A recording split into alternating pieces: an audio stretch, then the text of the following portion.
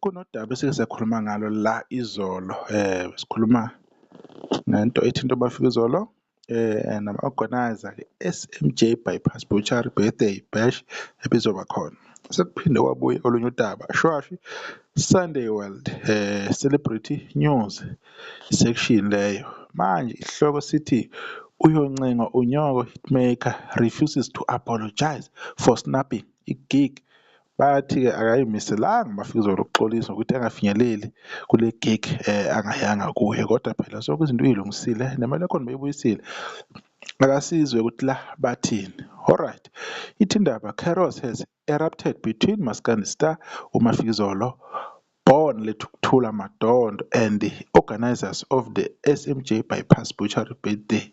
Sekusuke isixakaxakayo laphana phakathi kwamafikizolo-ke nabo kwaba SMJ Bypass Butchery Birthday Bash. Yoncenga Unyoko Hitmaker is one of the rising stars in the Maskandi genre. He was set to headline the star-studded event on Saturday, October 4 in Umtata, Eastern Cape. However, he allegedly acted unprofessionally, leaving organizers fuming. Masibulele Somkoko of SMJ Bypass revealed the full drama. Uthiwa-ke omunye wabantu abakhuphwa ngegeli phezulu kumaskandi okuyena uMafikizolo bekumele abe yingxenye yabantu abazobe behamba phambili kulo mcimbi SMJ Bypass Butchery lapho kune-birthday bash khona. Kuthiwa manje kusothi akayiphathanga kahle ngendlela okuyiyona yona. Lento yenze abantu aba-organizer-ke le event bedinwe bethelwe ngey'bonkolo. Omunye wabo olabo bantu labo uMasibulelo Somkoko ukuvezile-ke lokho ukuthi yena engathi akuhambanga kahle indaba yokuthi bebhukhe uMafikizolo okugcina sekususa umsindo. Booked months prior, we booked him 2 months ago and even paid a deposit to secure his spot as our headline. We asked him to make a promotional video for fans like other artists, but he never shared anything. Instead, he kept giving excuses, eventually became rude and disrespectful. Sakwazi ukuthi simthole enyangeni ezimbili ezedlule, sambhukha ngokusemthethweni, sakwazi nokufaka i-deposit ukuze isikhala sakhe sivikeleke njengomunye abazobe behamba phambili kulo mcimbi. Sake samcela ukuthi asenzele i-promo video njengamanye ama-artist, kodwa akazange enze kanjalo. Kunalokho walokhu ebanika izaba ebambeyeka, wagcina futhi esihlaza esedelela. Usho yona-ke le nsizwa-ke. According to Somkoko, just 3 days before the event, Madondo informed them he will not be attending because he had taken too many gigs. Ours was the only show in Eastern Cape, and because of that he refunded us and pulled out, Somkoko said.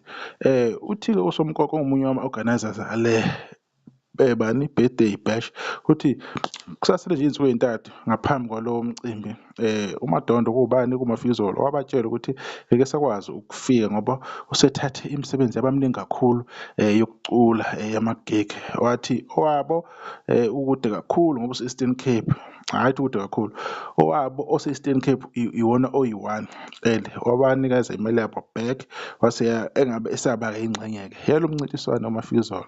Since he was on the posters, we then asked him to make a clip explaining and apologizing to his followers about his change of heart, but he failed to do that. In fact, he stopped taking our calls.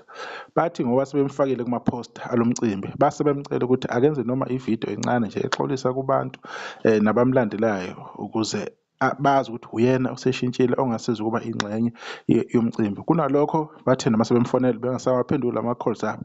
Kusho yona le nsizwa. It was clear he wasn't prepared to apologize to his own fans. So we took it upon ourselves to inform the public that he was no longer coming. He had kept quiet. We would have been left with an egg on our face. We couldn't risk our reputation. Hence, we asked him to explain this to his followers, said Somkoko. Okay, indaba ithini?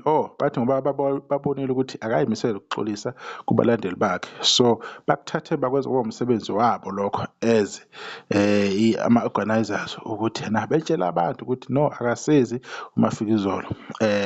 Ngoba uma as ama-organizers bethulile bangakhuluma ukuthi ukuthi yena akasizi Mafikizolo bezosala neqanda ebusweni bese kumosha ubudlelwane babo nabanye abantu abazosebenza nabo elinye ilanga. Yingakho-ke bemcela ukuthi yena achazele abalandeli bakhe ukuthi kungani kukanje. SMJ Bypass has since apologized to their clients. The event is still happening on Saturday, but because of this, we had to reduce the ticket prices. Somgoko added. Bathi-ke kodwa bathokoza kakhulu kubantu abazoba ingxenye yomcimbi, kodwa usaqhubeka ngayo iSaturday okuzi-4 ze-October 2025. Ngenxa yesimo sesehlile sebezokwehlisa inani lamathikithi indlela abebiza ngayo. Fan favorite Maskandi, the genre that Madonna represents, has grown in popularity over recent years. Artists blend traditional Zulu guitar riffed with contemporary themes and production. Madonna is relatively new to the national scene, but he has been gaining a following to his energetic performance and socially relevant lyrics. This makes his absence from the event a major disappointment for fans.